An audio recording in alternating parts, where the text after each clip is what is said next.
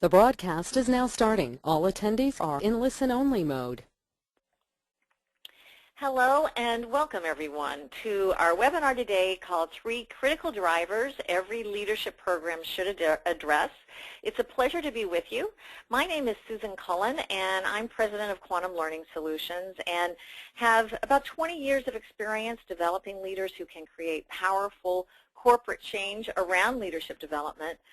We are also one of the highest award-winning partners around the globe for Wiley Publishing. And you may be familiar with Wiley because they're one of the largest publishers of best-selling business books and assessment instruments. So today I would like to share with you some of the latest research and leadership best practices that every leadership program should address. And this is based on a compilation of research conducted by Wiley with several hundred consultants, Fortune 500 companies, and thousands of smaller businesses.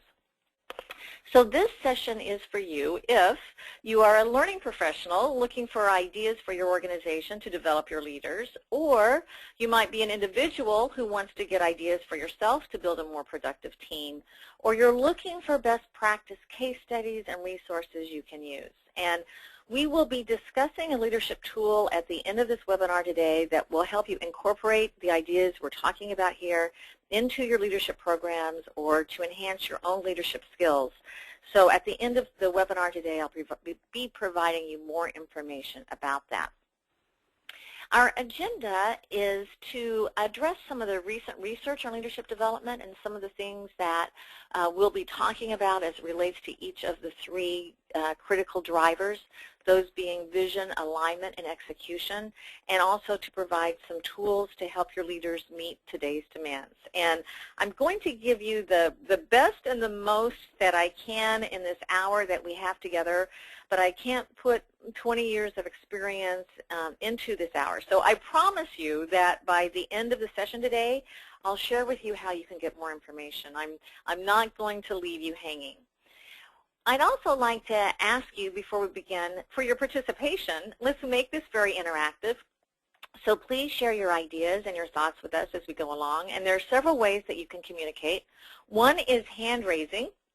And so next to your name, there's a little hand, and I'll be periodically asking you to let me know if you agree and can tell me your thoughts, and I'll share with you the percentages of the hands that go up, just like it would be if we were in an actual room together. Also, there will be many opportunities for polling questions, and there's a question box on your screen where you can send us questions, and we'll respond to as many as possible before we end. Just want to let you know that if for some reason we don't get to your questions during the session today, we'll email you the answers afterwards. So Bob Lavascio and Kathy Doris from our team are standing by to respond to your questions and answer as many of them as we go along. And I know one key question that everybody asks is, will there be a recording of this? And if so, when will you receive it? And the answer is yes, it will be recorded, and we should be able to get it to you by the end of the day today or first thing tomorrow. So here's one of the first things I'd like to ask you to do. Let's make sure everybody sees where the hand-raising feature is. So you will notice that as you look at your name under the attendee box where you see your name, you'll see a picture of a little hand. So I'd like to ask everybody to raise your hand just to let me know you see the hand-raising button. Thank you. For those of you that are raising your hand, let's make sure everybody sees it, and that you see that button. And I can see that we've got about 54% of you, 57% of you that are raising your hands. Some of you are raising them and then lowering back down again. I'm going to now lower all the hands, but thank you for letting us know that you saw that. So we'll be using that feature as well as we go along. So let's begin by talking about some of the latest research that really is around leadership development and some of the key things that we see that are important for leaders to understand when they're looking for ways to enhance and grow their own development levels and their skills. So one of the things that we know that happens is that if we Google the word leadership, you will get about 137 million results when you search on that term. So we have a huge fascination with the term leadership. But if you Google leadership development, we have close to 3 times as many searches for that term. So we're really looking at how do we develop those leaders, and that's the hard part. So here's one of your first polling questions. I want to bring this up for you and see what your thoughts are. In this particular question, I'd like to ask you, from your perspective, which of these programs would be of most interest to you? So let me see here. Let me make sure this is launched. Okay, so if you could share with us your thoughts, which of these programs would have the greatest impact on your effectiveness? Technical knowledge related to your job, leadership skills, innovative thinking skills, management skills, or dealing with conflict or difficult people. And after everybody shares your answers, I'm going to share with you the research that Wiley found on this question, and we'll compare our answers to what everybody else said. So it looks like most of you have voted. I'm going to close the poll down and share with you the answers so we can see what that says. And one of the things you'll notice is it looks like we've got 50% of you saying leadership skills and 54% saying innovative thinking. We only had 8% saying technical knowledge, and I don't know if you are just a very select group, but definitely we can see there's a lot of interest in leadership and innovative thinking. So one of the things that we found when we began to start to look at the research around this and what other people said is that Wiley found, by doing this study with thousands of employees, that many people might be interested in attending a training program that would have direct application to the technical skills they need, but they also began to recognize that there was a real need for leadership skills. And I think this group, yourselves, you definitely, over 50% of you clicked that one. We can begin to see that there's a significant interest in leadership development across the board. It's with employees as well as managers. It's not just the executive team level. So the question then becomes, how do we really develop leadership? How do we build training programs that help us do that and take us into the future directions we really need to be headed? And how do we make sure that our programs are hitting the mark with our current but also our emerging leaders? And because we are an award-winning partner with Wiley, we have insider access to beta testing and research with some of the country's most profound thought leaders on the topic of leadership. And the research on this topic is massive. You may recognize many of the names here that contributed to a lot of this research. The problem is, how do we organize all this information and make sense out of it? And we needed a model that synthesized it all and made it a manageable, realistic framework that could be easily implemented to enhance leadership skills for anyone at any level of their own leadership experience and development. So Wiley did an extensive research and literature review, and they did this with in several ways. One of the first ways was with subject matter experts, with all of the people that you see on the screen. Many of these are part of the authors that Wiley publishes in their best-selling business books. Another one was through classroom testing and quantitative and qualitative feedback. And this involved many of the Fortune 500 companies, thousands of mid-sized and small businesses, large governmental agencies, educational institutions, and nonprofit organizations. And last but not least, they did an extensive literature review update, and this took over 5 years to do. So after they compiled all the research and investigated it further, some trends tended to emerge. And they began to see that there were a lot of things that in the synthesis of this data and this research that leaders were talking about that were really important to be effective. And so Wiley put it together into a model that looks like this, where they began to see that there were 3 very fundamental responsibilities that every leader must be adept at, and with specific behaviors and best practices that the most effective leaders use. So these are the 3 fundamental responsibilities. The first one was that leaders need to be very adept at crafting a vision. So imagining an improved future state that the group will make a reality through its work. The next one is building alignment. So getting to the point where everyone in the group understands and is committed to the direction that we need to move to hit that vision. And last but not least is championing execution. So ensuring that the conditions are present for the imagined future to be turned into reality. Now, all of this was put into a book called The Work of Leaders, and it was published in the last year, that talks in depth about the vision alignment and execution model, or VAE model, as we sometimes call it. And one of the things that we see with this model is that there are specific behaviors that demonstrate best practices under each of those categories. And you'll probably recognize for yourself that some of these drivers for you might be second nature, but we also see that in every one of our own training sessions around this, as we've been doing this in the last year or two, that there are also some best practices that are very difficult for many people. So everybody tends to have a few areas where they say, well, you know what, that's just not my thing. What's the next one? Let's go to the next one. And that's why we address specific strategies for development with this, and there are very specific behavioral suggestions we can share with people that can help them develop further in all of these best practices. So what we're going to do now is quickly review some of the best practices for vision alignment and execution one at a time, and I'll show you how this model all fits together. So let's begin by talking about vision and really, you know, some of the misconceptions around vision.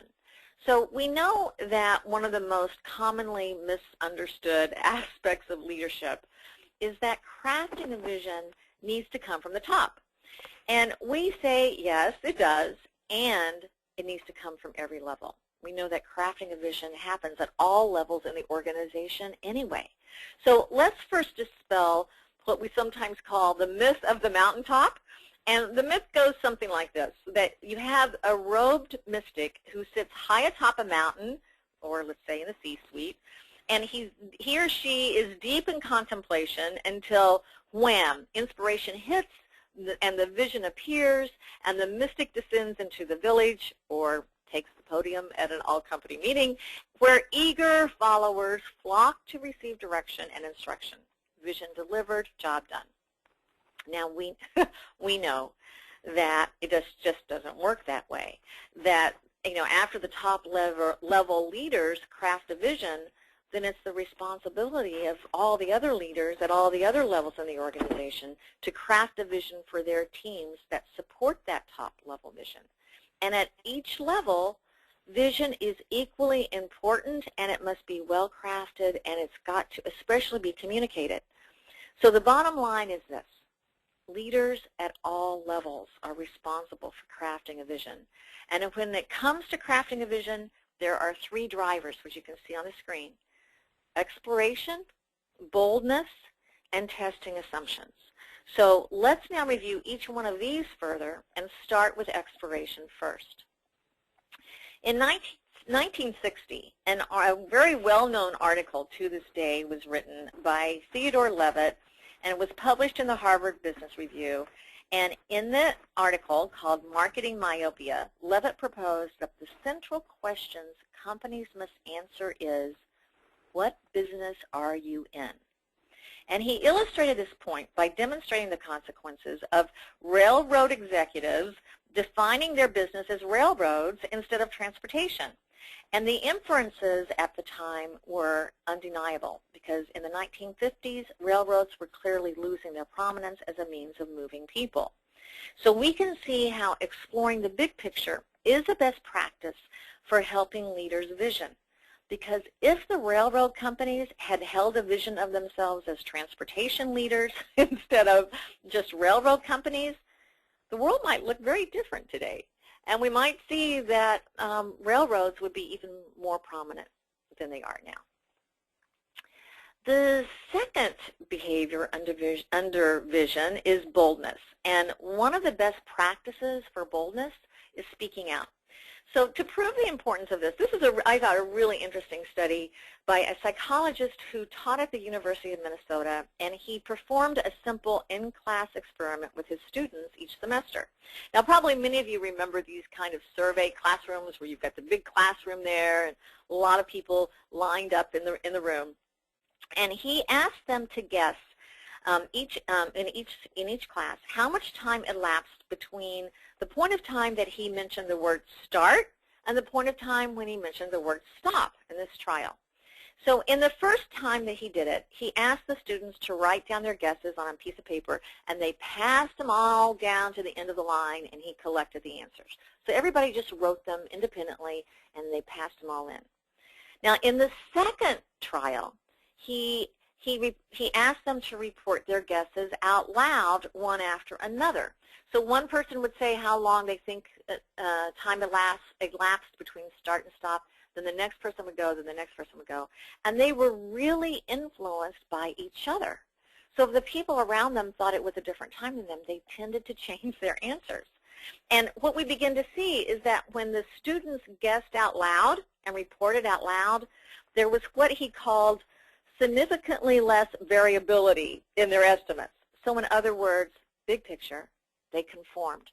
And they didn't conform with each other a little, they conformed quite a bit. And out of the 12 times this professor ran this experiment, it never failed to produce pronounced conformity. And here's the kicker. Here's what really gets me. The average private guess was almost always more accurate. So when they wrote it down and passed it in, they were more accurate than when they guessed out loud and they let themselves conform with what the people around them were saying. Now, what does this mean for us as leaders? We have to have the confidence to speak out and share our thoughts even when others don't agree with us. And we have to risk dealing with opposition and non-consensus and be willing to share our thoughts and ideas, especially in the visioning process. So if we go back to the railroads for a minute, if we had railroad leaders who were willing to speak out on how their vision should be as transportation companies and not railroad companies, if they had that, they might have taken a very different direction. So in the process of visioning, boldness is really important.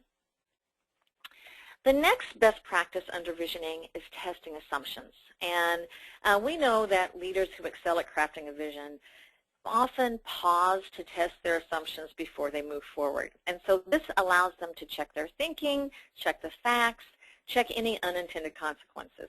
So let's give ourselves a chance to test our own assumptions. And I'm going to bring the next polling question in and ask you to let us know what you think the answer is to this one. So let's launch it now. And the question is, a bat and a ball cost $1.10. The bat costs $1 more than the ball. How much does the ball cost? So if everybody could put in your answers, 5 cents, 10 cents, 20 cents, $1. Let's see what you think and see what your answers are. Everybody needs to take a guess. Even if you're not sure, just go ahead and take a guess, and let's see what you come up with. 5 cents, 10 cents, 20 cents, $1. Let's see what your answers are. And it looks like most of you have voted, so I'm going to show you the responses. And one of the things we can see is that by far the majority of you said 10 cents. We had a few saying 5, a few saying 20, a few saying $1. But the answer to this is actually, when we go back to look at it, the answer to this is actually 5 cents. Now, here's what we begin to see. If you were like thousands of college students who answered this, you probably didn't take time to think about it and check your answer, because a simple check will reveal that the most intuitive answer, which is 10 cents, is not right. Because if the ball costs 10 cents, then the bat would have to cost $1.10 for a total cost of $1.20. So it takes most people a fair amount of trial and error to discover that the correct answer is 5 cents. Now, just to let you know, if you miss this, then you can relax, because more than 80% of college students gave the wrong answer, including an astounding 50% of students at Harvard, MIT, and Princeton who got it wrong. So don't feel bad if you did. But remember that after your bold expiration, it's time to pause and estimate the odds before placing your bet. And this is really important in the process of visioning. So let's go now to begin to start to think about the key, I want to go back here, the key elements again in summary for visioning. So the three drivers of crafting a vision are exploration, boldness, and testing assumptions. So now I'm going to bring up the next polling question, and I'd like to ask you to think about this for yourself or for your organizations, and which one of these do you think comes most naturally for you? Which one of these best practices is your biggest challenge? So the question is, which one of these is your biggest challenge? So is it exploration, is it boldness, or is it testing assumptions? and don't just let the answer to your last question influence you when you think about which one of these is your biggest challenge. And you can also think about answering this according to which do you think is the biggest challenge for your organization. When you're in the process of visioning, and remember these three drivers are very specific to visioning, where do you find yourself? So let's take a look at the answers to that, and I'll share that with you. And we can begin to see that we've got a mixed group. Probably looks like the majority, though, are saying that boldness, 54% of people are saying boldness was their biggest challenge, followed by testing assumptions and exploration. So we can see, again, that when we're in the process of visioning, these are all really critical. Let's go now to alignment. And the next driver of effective leadership is the ability to get everybody following in the same direction around the vision.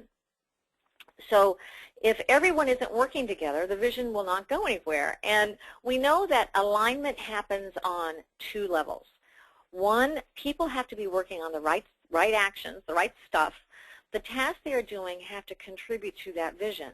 And secondly, from an emotional perspective, everyone has to feel like they are part of something, that they are contributing to that vision. So in our model, there are three best practices to building alignment: clarity, dialogue, and inspiration.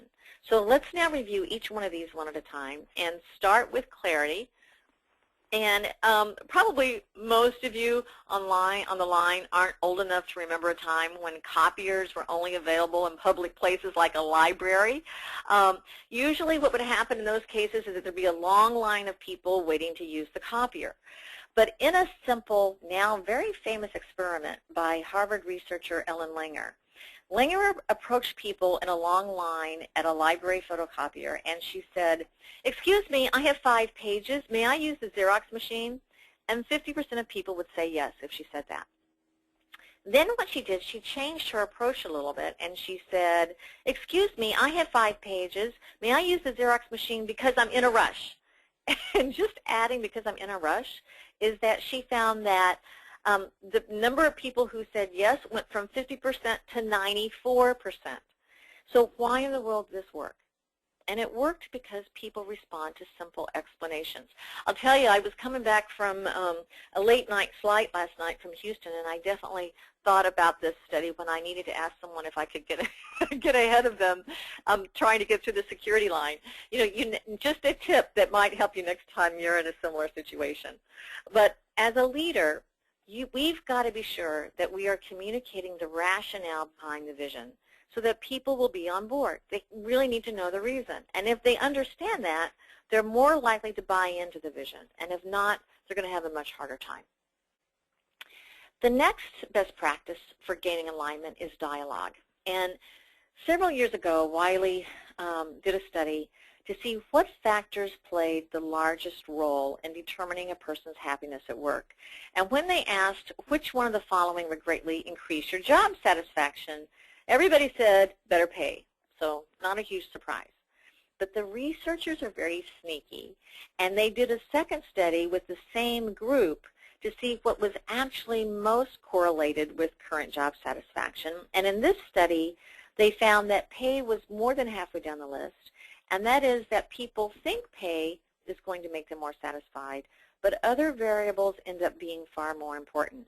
And one of the key factors that had the very highest correlation with job satisfaction was having a chance to have your opinions heard and considered. So not only is this leadership behavior much more powerful than pay, it's something every organization can afford. And obviously, we want the people we lead to get it. We want them to share our vision, our plan, our urgency, our passion. But what we so often forget as leaders is that it's just as important for people to know that we get them. In other words, they need to know that we hear them, and we have to do this through dialogue, and not just talk, but to listen. Let people ask questions, share their thoughts, digest information. It will bring them on board, and that's what alignment is all about. Now, here's another interesting tidbit that can have some benefits to your personal life as well as your professional life, and it's all around inspiration, the third driver of alignment. Many of you may be familiar with the psychologist John Gottman, who's done a lot of research around being able to predict what helps people be happy in their marriage. And it's kind of interesting because he is very well known for being able to, by analyzing video clips of spouses talking to each other, he's able to predict whether someone will stay together and be happy with over 90% accuracy. And what's the secret?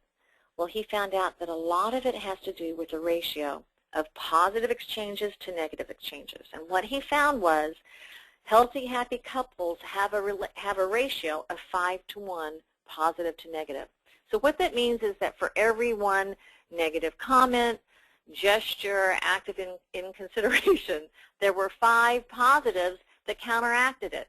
5 acts of praise, 5 acts of consideration, 5 elements, 5 things that were positive.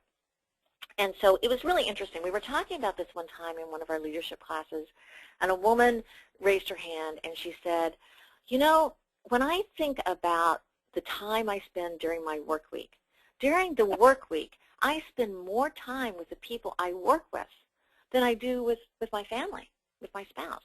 And we begin to see that the same correlation is there.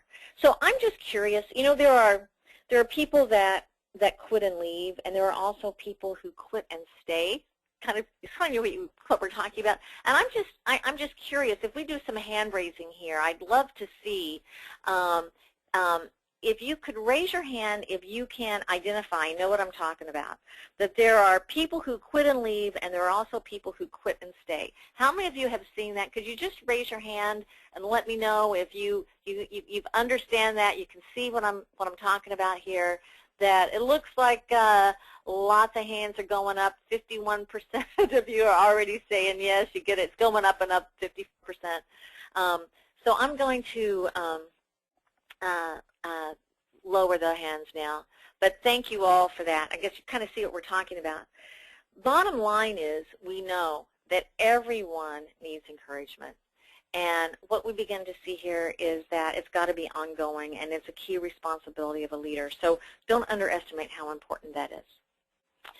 So in summary, what we see is that there are these 3 best practices for gaining alignment: clarity, dialogue, and inspiration. So let's bring up the next polling question now, and let's see what your thoughts are for yourself. Which one of these are your biggest challenges? So let's take a look and tell us which one of these are your biggest challenges. Is it clarity, dialogue, or inspiration? And it could be the challenges that you see for yourself personally, or it could be what you see as a challenge in your organization. Are we clear enough around the things we're talking about and explaining the reasons? Do we dialogue with each other enough? And do we offer more praise and inspiration? So it looks like we've got a big group of you who've already responded. I'm going to share with you the answers so we can see what they were. And one of the things that you'll notice, it looks like the biggest challenge for most people tend to be around dialogue, followed by clarity and then inspiration. So let's go now to our last driver for effective leadership, and that is execution. And all of this hard work with vision and alignment would be for naught if we can't get people to execute. And this is probably one of the most frequently overlooked things. And by the way, I will just, let me go back and hide this screen. Here we go. I will just share with you that when we started to try to find a picture for execution, it took a long time to find this. It doesn't mean chopping someone's head off. But anyway, the 3 best practices for execution are gaining momentum, providing a structure to get things done, and giving people feedback. So let's take a look at what we mean now by momentum. And if you were lucky as a child, someone in your neighborhood had a pool. And even though the in-ground ones were usually the first choice, there was always one advantage to those circular above-ground pools. In fact, let's do another hand-raising question here. I'm just curious, how many of you had experience in one of these above-ground circular kinds of pools? Could you raise your hands? Let me see. I'm just curious to see how many of you actually experienced this, because there's a thing we want to talk about this as it relates to momentum. And it actually is quite an experience if you've had that. Looks like about 25% of you or so have had that experience. One of the things that we know is that if you were in one of those pools, when all the people in the pool walk in the same direction for about 5 minutes, you'd have a really strong current. And after that, it kind of took on a life of its own. So you try and swim against it, and you really can't. I remember doing this for myself as a child, and it was so much fun to try to swim with it. You'd swim as fast as you can. It would kind of carry you along. It was really a lot of fun. But when things started really going well, it seemed like it just carried you through the process. Now we know that that's the case in organizations too. Sometimes we can see in organizations, or we can see it in sports, you know, talking about the momentum being on your side. And it seems like then once the momentum is building, you get all the breaks.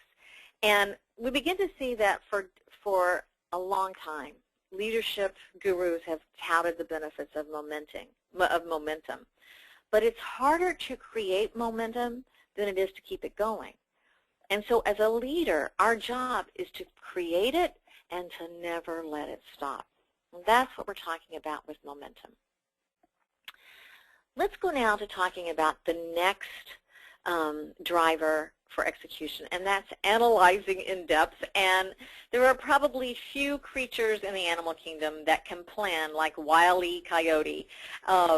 And probably many of you remember this cartoon character as a child. You know, here's a guy who's not afraid to strap dynamite to a boomerang or pour nitroglycerin into hollowed out carrots. He does all kinds of crazy schemes, and yet he's had exactly 0 success in his obsession with the Roadrunner. Roadrunner always gets away with him. And why does that happen? Well, it could be in part because of his poor depth perception, or part of it might be that he's a little bit of a crazy guy. But more fundamentally, his plans lack rigor. He's failed to understand all of the variables that he will inevitably encounter. I remember one of the ones that I remember is that he forgets to remember that boomerangs come back to you when he gets hit in the head. So perhaps just as important is if he hasn't considered all the variables, he's failed to examine his plans in light of his core assumptions and his basic goals. So his failure isn't due to lack of planning. It's due to a lack of in-depth planning.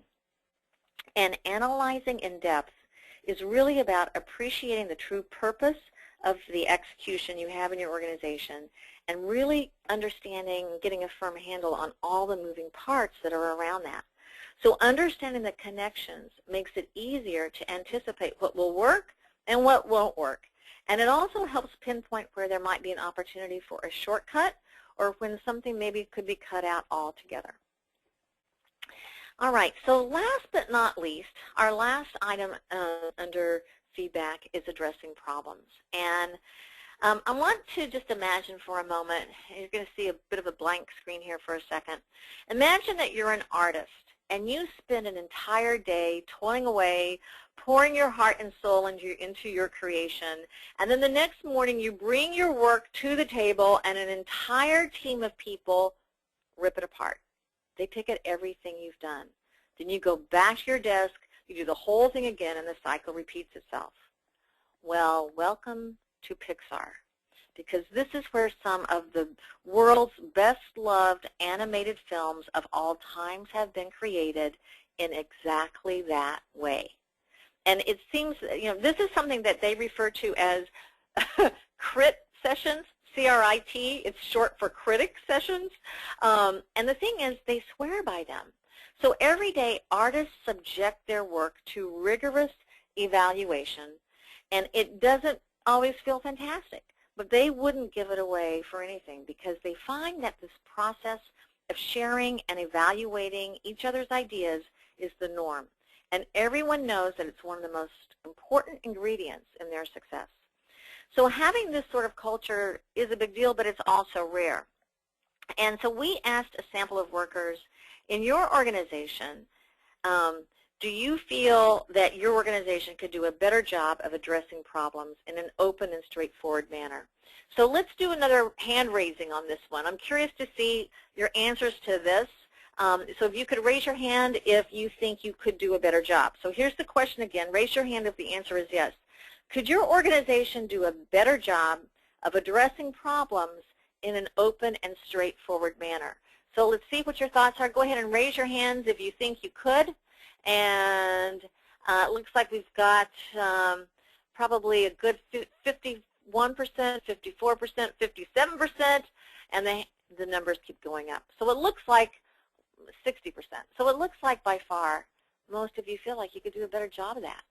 And one of the things we see is that in some of the research around this, only 31% of the original research report said that they address problems regularly enough.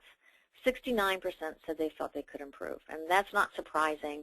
And think what an impact addressing problems in an effective way can have on your organization. So let's go now to just kind of quick summary here about execution. The best practices for execution are momentum, structure, and feedback. So let's bring up the next polling question and ask you again, which one of these is your biggest challenge? Is it momentum, structure, or feedback? And let's take a look at what you think and what your answers are, and then we'll share this with the group and see which one of these are the biggest challenge for you personally, do you feel, or for your organization, and give you a chance to compare your responses to and benchmark them with other people who are here today. All right, let's take a look. I'll share with you the answers. And one of the things we can see is it looks like 50% said feedback, with it evenly then divided 25% each for momentum and 25% each for structure. So there's room for improvement as we can begin to see. So one of the things then that this brings us to is this topic of, okay, so now how do we help our leaders meet today's demands? If we can begin to see that all leadership responsibilities are going to fall under vision, alignment, or execution, what do we do about it? And here's again what we call the vision, alignment, execution model, or we call it the VAE model. You can see that it provides a great deal of insight for helping leaders be more effective on a regular basis. But here's what I like about it. One of the key things it does is the model gives very specific, there's an assessment instrument with this, and it gives it's very specific behavioral, actionable things that every person can focus on by getting their own feedback to begin to improve on. And all leadership is going to fall into one of these three buckets. So one of the things that we see is that there is a self-assessment called the Work of Leaders Profile. And it was designed to provide in-depth feedback to the recipient about how they're doing on each one of those drivers under vision, alignment, and execution.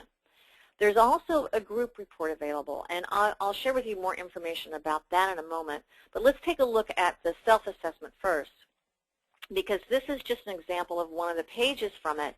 It gives you very specific feedback on best practices for each one of these. So for example, this one is under the topic of exploration for vision.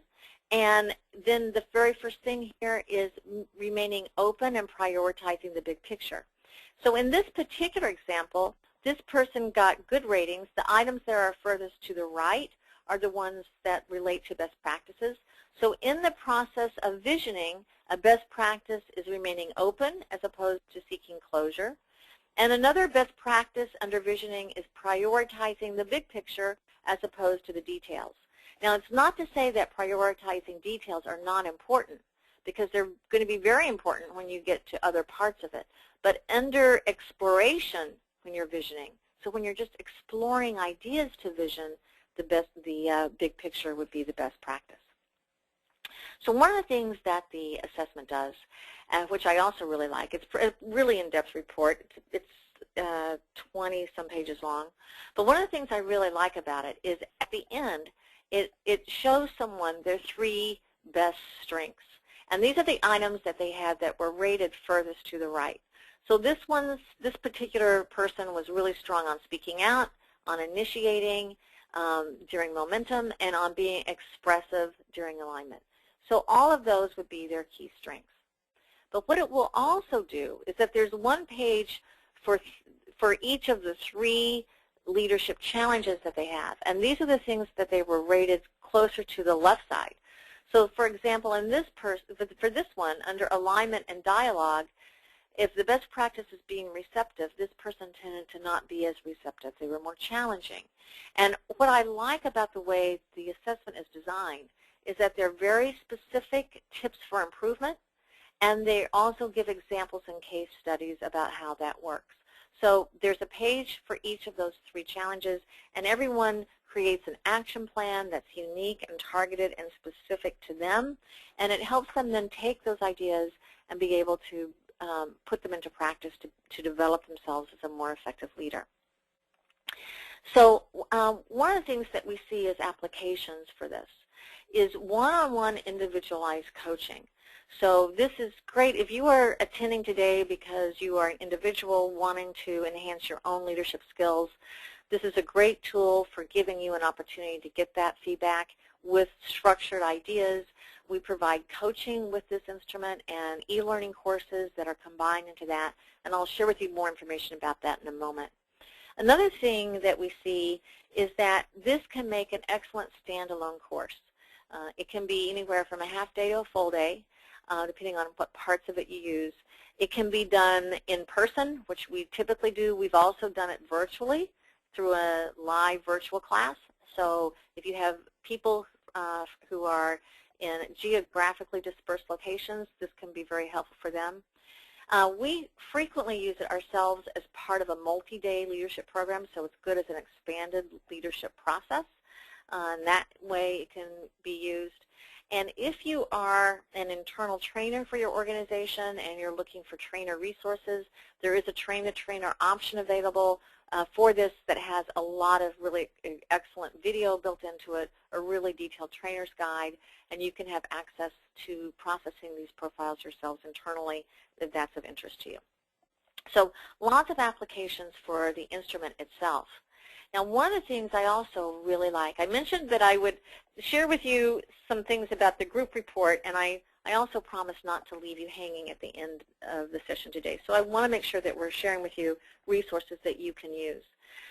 There is a group report available with this that provides a summary, like an aggregate, of the scores for all of the leaders who responded to the instrument. So it lets you see what comes most naturally, where they tend to be stronger, where they tend to have development needs. What I really like about the report is that towards the end of it, again, it will highlight the 3 key challenges of the group as a whole. So it becomes a really good needs analysis. So if you're looking to identify, what do we need to do to really help our people, help our leaders be more effective, this will not just tell you the significant challenges they have, it will begin to give you suggestions for what you can do. So it becomes a really, really good needs assessment. So I'd like to bring the next polling question up, and let's see what your thoughts are about this one. Do you feel that we need to have a way to identify the strengths and challenges of our overall leadership capabilities? Yes or no? So what's happening in your organization? Do you think you need to be able to identify a way to really understand what are the strengths and what are the development needs of our leaders as a whole? Because for a lot of people, this can be a really important part of the process. It's something people really are looking for information for, and they don't know how to really get a good handle on it. So let's see what this group said. It looks like most of the answers are in. Let me share with you the response. And one of the things that we see is by far, 92% of you said yes. We really need to have a way to do a needs assessment on our leaders. And this is a really easy way to do that, because as part of the learning process, it's not for, let me share with you an example. With one of our clients that we've been doing this for a long time, they found that for themselves, under feedback, they were really good at giving the negative, negative feedback, but they weren't that good at positive feedback. And so after we did the initial training session, and as we had done it for a few classes, we started to share that information with all the future classes following it, that there was a need, we started to see a trend, there was a need for them to focus on giving more positive praise. And we added more modules into the training program around that to fit that, and we really reinforced it in a lot of the reinforcement processes we put into most of our training programs. And as a result, what happened was that their engagement scores went way up. So one of the things that you can begin to start to see is that having a good handle on what are the needs of your leaders and incorporating that information into your training design, your coaching design, can be a real good way to then go back and find out what people are doing and measure it again in the future. So let's talk about one other tool that we have. If you're an individual attending today and or if you're a person who's looking for ways to provide individual coaching to to people in your organization or on your teams, another thing that we have is a one-on-one coaching and training process where everybody would get the Work of Leaders assessment. It includes 2 personal one-on-one coaching sessions with one of our professional coaches, and it also includes 5 e-learning courses that enable the coach to target which ones are most important and relevant first for each one of the people that they're leading, and then come back and follow up with them after they've taken that and build in an action plan, follow up on that action plan, and then there's a lot of ongoing reinforcement after this is over. So this is we have a December special. It's priced very economically with 30% off. It's very easy to do.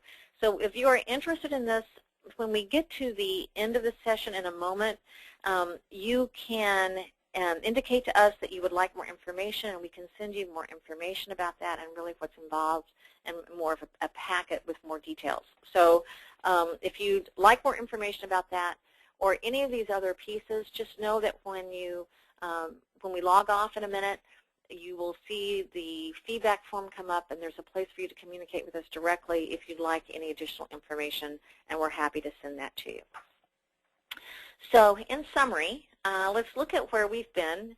Our agenda for today was to share with you some of the recent research on leadership development. I hope you got some good information and some ideas about the critical drivers that really we begin to see that leaders need to focus on, what they need to do to be effective, and also what they need to do from an individual perspective basis that the profile does.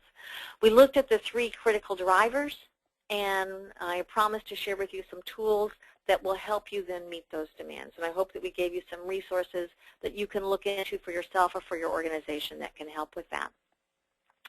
Some next steps that we encourage you to follow. One is to, if this was helpful to you, is to discuss it with others in your organization. And one way to do that is to review with us a preview. So one of the things that we can do is provide a preview in depth so you can view the profile, you can see some of the videos that come with it, some of the other resources, and we can do this with you at your location, or we can do it virtually. Also, in the feedback, you can just, again, indicate your interest to us, and we can get back to you with that. Another thing is we can send you a sample Work of Leaders Profile Report. And I'd just like to see if you would like us to do that. I'm going to send over the next polling question. Would you like us to send you a sample of the Work of Leaders Profile Report? Because one of the things that you'll notice here is that this can be an excellent way for you to really see what's really included in the report. We couldn't go into it in too much detail, in too much depth, but it is a great tool. And it's a great compilation of all of the research that we've taken up to this point and put together. So if you would like that, this is one way you can communicate to us. We'll make sure that we send that to you and that you have a chance to do that. So it looks like most of you are saying yes to that. I'm just going to wait just a second to make sure that everyone has had a chance to send your thoughts over, and then we'd be happy to send you the sample. I do encourage it because you'll see how in-depth it is that way, much more so than I could explain here. Okay. And let's share that and hide, go back. Okay. All right. So another free resource that we're happy to share is our blog.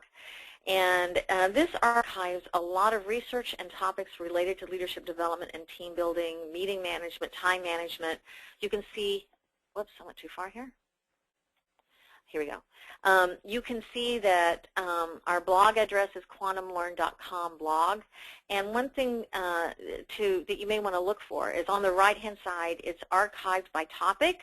So if you're ever needing things for specific topics like team building, meeting management, stress management, time management, it's a great resource. All of our blog articles are really how-to articles. So we're happy to share that. If you'd like to subscribe, these are updated regularly, and you can get on the list, and we'll automatically send it to you. So we wanted to make sure that we were able to answer any questions that you might have. It looks like we have a few minutes remaining. And just a reminder before we answer those questions, when you do log off, please make sure you do complete the feedback form. We do appreciate any feedback you can share with us, and this is also where you can request more information for us to send to you if you'd like it. So Bob, I believe you and Kathy have been standing by responding to questions. So Bob, I'd just like to see what questions might be there, and if we can take a few minutes just to answer those. So what questions have you seen so far, Bob? Well, first, Susan, I want to congratulate. We have 2 attendees that got the Pixar Crit Award. We purposely misspelled dollar in one of our slides, and Janice and Mel pointed that out to us, so we appreciate that. All right, thank you for that. Okay, good. There were, I'll push this over to Kathy. There were a couple questions about whether the PowerPoint slides and the presentation would be available. I think we talked about that at the beginning. But Kathy, why don't you describe the process for us to distribute the recorded session here? Yes, we will be sending out an email to everybody with the recorded webinar either this afternoon or first thing tomorrow morning. Great. Susan, we do have 2 or 3, I think, very good questions. One person asked, do people who have taken the profile have to share that with other people during the class? If there is a Work of Leaders class going on, is there a share process, or what are best practices as far as that's concerned? Thanks, Bob. They don't have to share it with anyone else in class unless they want to. The profile is theirs to keep. We do encourage people to create a development plan, though. So everyone does create an action plan in the program, and we encourage them to share their action plan with their manager because it helps their own individual leader have the opportunity to then support them in the process. But the profiles don't have to be shared explicitly. Sometimes people get a little nervous about it, and yet one of the things that we begin to see and that we talk about is that none of us are perfect and we can all improve. So we all have strengths, and everybody will have 3 strengths, and everybody will have 3 challenges. We're all kind of all in that together. So no, they don't have to share it with anyone. Okay. Another question was along the lines of what the video is that is part of the program. And I think the question was just what is the what is the use of video in the program? Can you describe the video assets a little bit? Okay, great. This, I'm guessing, is probably from someone who maybe is an internal trainer, kind of thinking about it. What I really like about the way this is structured is the video segments are in short clips, so they show right way, wrong way examples of each of those best practices. It's not a long 30-minute, kind of video, but it's real good at supporting the topics. And a lot of times the video helps people really understand what is meant by each one of those behaviors that are described in the program. So it's short segments that illustrate the behaviors. Great. I think we have time for one last question here. One of the questions is the leaders that we work with are really spread all over the country and in some cases around the world. We can't easily get them together. What would you recommend and what are our options? Okay. Well, if it's hard to get them all in one room, of course, it's great when you can get them all in one room. If you can't get them all in one room, though, we have had success doing this where everybody would get the profile in advance, and then we would have a structured virtual live class that would be spread out over shorter segments. And each session is only about 90 minutes in length, and it takes 2 sessions for them to go through it, and with practice exercises in between. We will also frequently add to that one-on-one coaching. So a lot of times people like the individualized support that they get through this process to help them implement their action plan, to help their development plan, to help them be able to follow through on it, to add an accountability check. So we will do this as either a live virtual class, and we can add one-on-one coaching to it, and that seems to work really well. I hope that answered that question for that person. Any other questions there? Most of the others are sort of repeats, and it looks like we have some people who are departing, so I think we've come to the end of our time. Okay, great. Well, thanks so much, everyone. We do appreciate your participation with us today. Look for the recording to be sent out to you soon, and thank you for sharing with us your feedback and your participation today. It was a pleasure being with you, and please remember to fill out the feedback form and let us know if we can provide any other support for you as you'd like. Thanks so much, everyone, and have a great rest of your day. Thanks, Bob and Kathy. Bye. Thank you. Bye-bye.